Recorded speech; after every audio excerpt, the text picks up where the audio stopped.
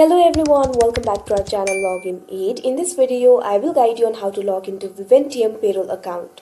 So if you also want to log into Viventium Payroll account, this video is just for you. Follow the simple steps and you'll be able to do it. So first of all, what you have to do is launch open any browser of your choice. You can see over here, I have opened Google Chrome. Now click on the search bar, type in viventium.com, press enter. Now you can see over here you'll be led to the official website of Viventium. Here you'll be able to find the option for login. All you have to do is click on it. Now here you'll be able to see three options: client, employee, accountant. All you have to do is click on the option employee. Now here you'll be led to the official sign-in interface. You'll have to provide your email and password. First of all, click on this box. Now enter your email address. Make sure to provide the correct email address. Now enter the password.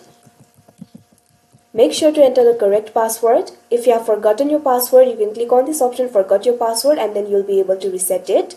After you've entered your email address and password, all you have to do is click on the sign in option that you can see right over here. After that, you'll be logged into your account. So that is how you log into Viventium Payroll account. I hope you found this video helpful. Thank you for watching. Make sure to like, share and subscribe to our channel.